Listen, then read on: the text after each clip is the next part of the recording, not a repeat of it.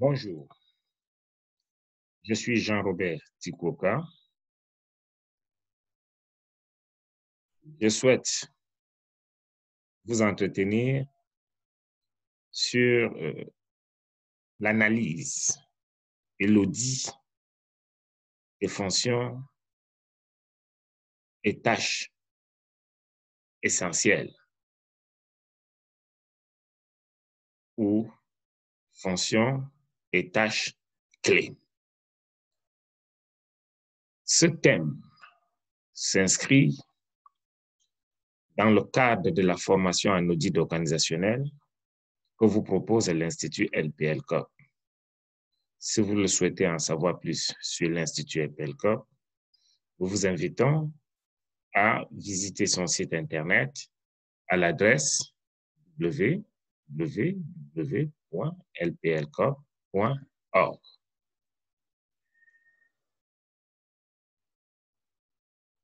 Parlons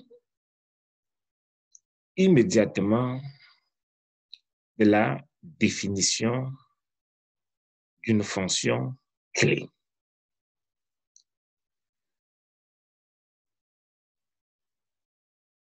En partant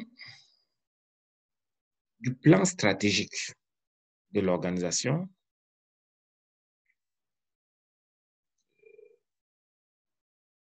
parlant de l'organisation, je voudrais dire de l'organisation soumise à l'audit organisationnel. Donc, partant du plan stratégique de cette organisation, donc, il est en principe aisé de pouvoir déterminer les fonctions qui doivent impérativement être assurées dans la perspective de réaliser les objectifs de l'organisation. On dit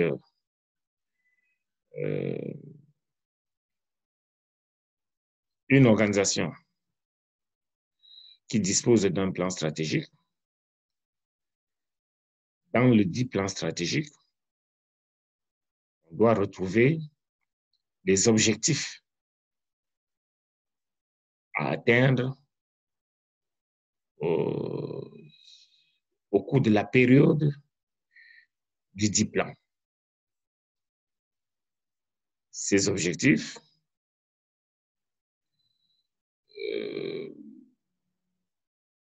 pour être atteints, il y a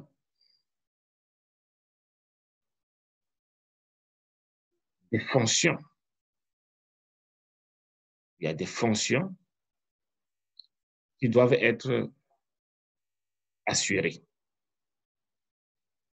pour mener à bien les objectifs. Parmi ces fonctions, il y en a pour lesquelles on ne peut pas s'en passer. Il faut absolument les assumer.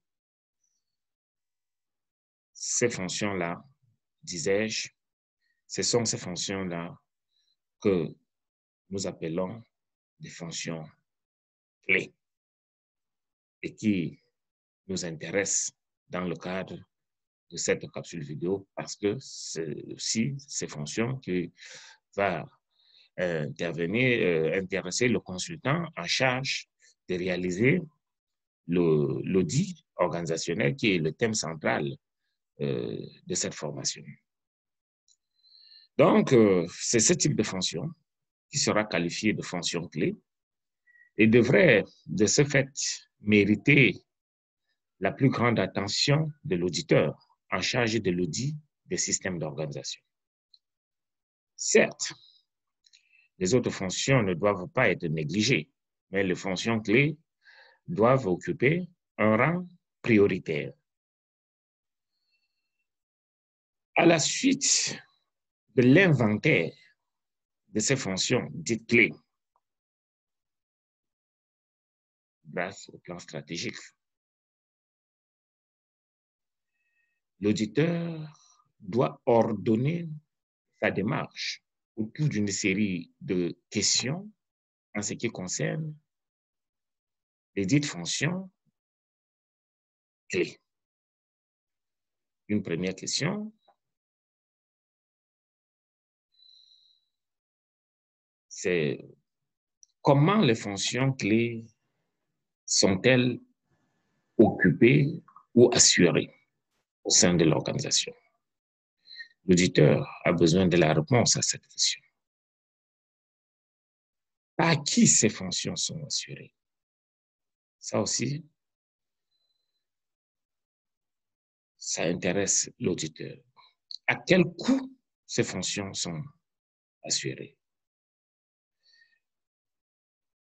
L'auditeur a aussi envie de savoir ce que coûterait la suppression de telles fonctions à l'organisation. Ça, c'est vraiment pour apprécier la place centrale de cette ou de ces fonctions. Cinquièmement, toujours dans la série de questions autour de la fonction ou des fonctions clés,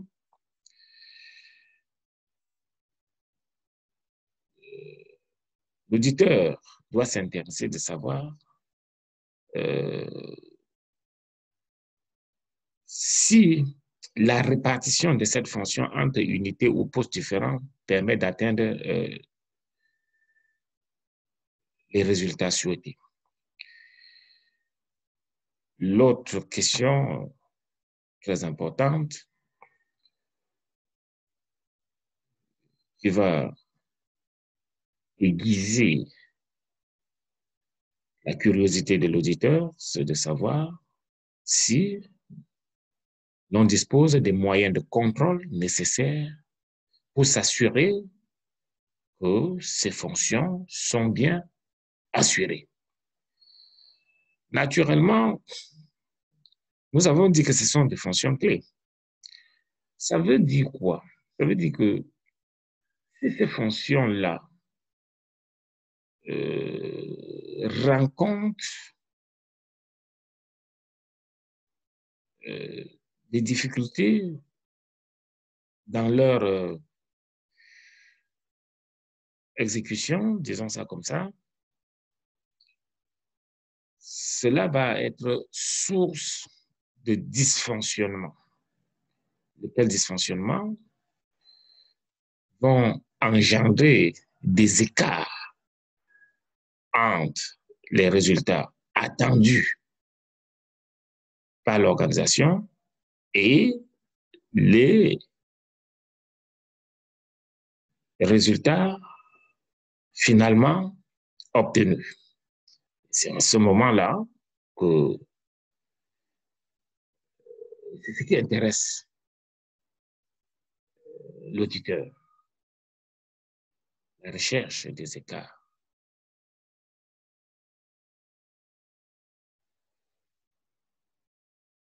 La dernière préoccupation de l'auditeur autour de la définition clé, des fonctions clés, pardon, est de déterminer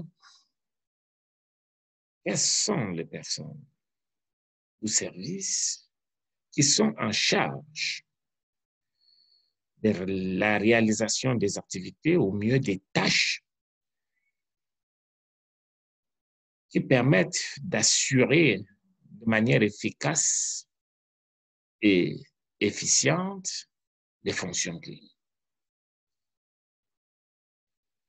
Alors, pour assurer une fonction clé, il y a un certain nombre d'activités ou de tâches que l'on doit mettre en œuvre. Et ces tâches et activités clés, les personnes ou les services qui s'en occupent vont retenir également l'attention de l'auditeur. Parce qu'encore une fois de plus, si ces tâches, si ces activités ne sont pas occupées par les bonnes personnes, termes de quantité et même de qualité, il y a des risques que cela provoque des dysfonctionnements au niveau de la fonction ou des fonctions clés. Nous connaissons déjà les conséquences d'un tel dysfonctionnement. Nous en avons longuement parlé, nous y reviendrons certainement. Après ces éclairages autour de fonctions clés, intéressons-nous à l'analyse globale de la structure formelle. Pour cette analyse, l'auditeur va se servir de l'organigramme comme support principal de travail. Rappelez-vous, nous en avons déjà eu à parler de l'organigramme comme un des principaux documents dont on doit avoir accès immédiatement lorsque on veut réaliser un audit organisationnel. Ainsi, si l'organigramme est déjà établi, parce qu'il peut arriver que cela ne soit pas établi, donc si l'organigramme est établi, l'auditeur pourra chercher à déterminer la fiabilité en demandant par exemple aux personnes interviewées de le dessiner. Et sinon, si ce n'est pas établi, il devrait le constituer en s'appuyant sur divers documents tels que la liste des postes téléphoniques internes à l'organisation et d'autres supports. C'est un exemple. Il peut également le faire en s'appuyant sur des observations ou des résultats d'entretien. De cette analyse ressortira certainement des constats de dysfonctionnement. Dès lors, le travail de l'auditeur va se poursuivre à travers une analyse approfondie des tâches assumées par des personnes au service dans des fonctions qui présentent le plus de dysfonctionnement. On a fait le tour des fonctions clés. Toutes ces fonctions-là n'ont pas forcément la même intensité en ce qui concerne les dysfonctionnements. Et du coup, il est souhaitable que l'auditeur concentre son attention sur des fonctions clés, son travail d'audit sur des fonctions clés qui présentent un maximum de dysfonctionnements. Bien sûr, en discuter. Parce qu'en réalité, le maximum de dysfonctionnement, comment on l'apprécie? Est-ce que c'est un exercice comptable, 10, 15, 20 dysfonctionnements? Ça peut se discuter dans la mesure où une fonction peut présenter un seul dysfonctionnement et pour lequel le risque ou alors les risques associés à cet unique dysfonctionnement est très important par rapport à une fonction qui pourra présenter 2, 3 dysfonctionnements. Et donc, les risques sont finalement pas trop importants, pas de nature à chambouler les choses. Donc, c'est ça que je dis, on peut en discuter. Maintenant, donc, que nous avons l'auditeur, en tout cas, a entre les mains la fonction ou les fonctions clés qui présentent le plus de dysfonctionnement, il va pouvoir concentrer son travail d'audit sur ces fonctions-là. Donc, on dira que À partir des résultats constatés ou obtenus, un audit détaillé d'une fonction peut alors être entrepris. Un tel travail consiste, d'une part, à évaluer la pertinence des objectifs assignés par rapport à ceux qui découlent de la stratégie, et d'autre part, à réaliser une analyse des tâches, on a déjà parlé, pour expliquer les écarts entre les objectifs